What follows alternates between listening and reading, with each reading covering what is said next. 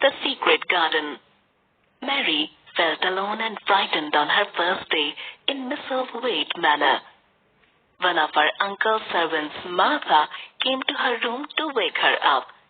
Martha seemed kind and laughed a lot, but Mary did not like her because she would not help put her clothes on and asked her to learn to do so on her own. Mary was a spoilt and rude child who was used to servants who did everything she wanted them to do.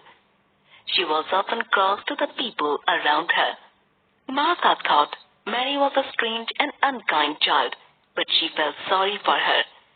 She told Mary all about her family and her brother, Dickon, who had a horse. Mary was fascinated and wanted to know more about Dickon. This was the first time Mary had been interested in anyone except herself. Martha also showed Mary the way into the manor's gardens. One of the gardens is shut up and no one has been inside it for 10 years, Martha said. Why? Asked Mary. Your uncle, Mr. Craven, shut it 10 years ago when his wife died.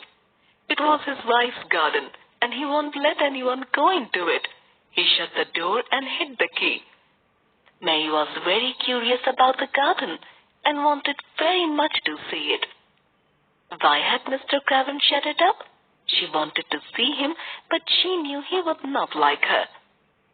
People never like me, and I never like them, she thought wistfully. As she was exploring the gardens, she saw a little bird with some bright red feathers sitting on a tree on the other side of a wall. The bird started to sing, and it almost seemed like he was calling to her. Mary had been feeling melancholic, but the bird's song made her feel much better. Perhaps she lives in a secret garden and knows all about it, she wondered. Mary spent the next few days walking around the gardens. She wished to go into the secret garden, but no one knew where the key was. One day Mary saw the little robin standing near the wall. There was something shiny in the earth near the bird.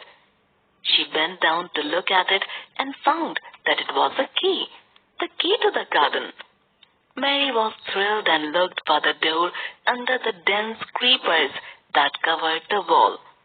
Suddenly, the wind blew some of the plants near the wall to one side, and Mary saw the door. She put the key in the keyhole, and the door opened quite easily. She looked behind her to make sure there was no one around, and then stepped inside. She could not believe it. She was standing inside the secret garden. The garden was the strangest place Mary had ever seen. It was like a garden in a fairy tale. It was surrounded by high walls, and all the plants were brown and looked dead because it was the end of winter. The trees had grown thick and dense in the 10 years the garden had been shut, and the place looked rather decrepit. How quiet it is, she whispered. Even the robin who was sitting on a tree did not move. She walked around the garden with the robin who wanted to show her everything. It was so quiet that she felt as if she was far away from the manor, but strangely, she did not feel alone. She had found a little world of her own. As she walked around the garden, she noticed tiny bits of green poking above the earth. They must be spring flowers. The garden is not dead, she thought. Mary was so happy to have found the garden that day that she ate more than she had ever eaten, to Martha's surprise.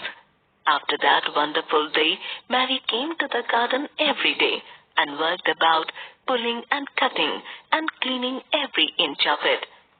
She did not know anything about gardening, but she asked Martha if she could have some tools to help her in the garden. However, Mary made sure not to tell Martha about her secret haven.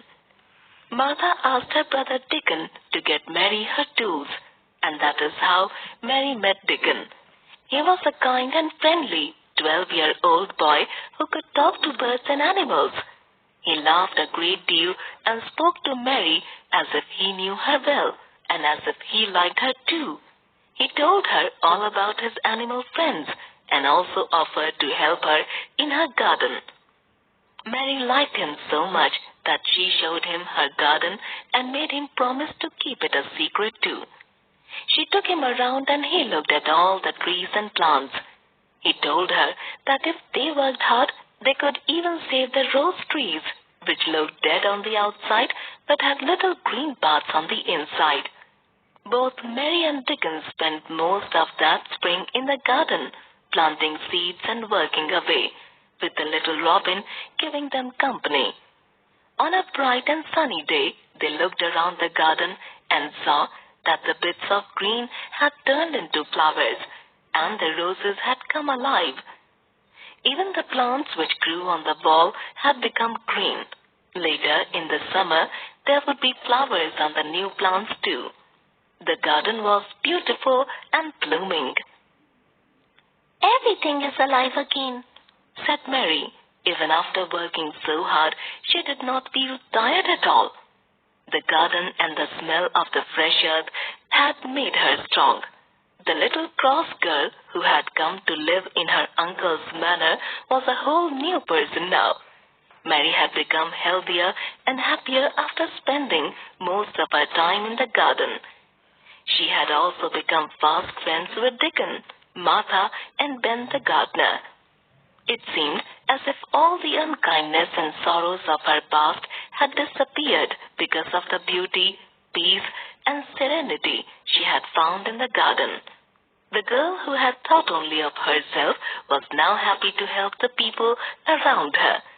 It was almost as if some magic had happened in the garden and turned this lonely child into a friendly, kind, and loving girl. Frances Hodgson Burnett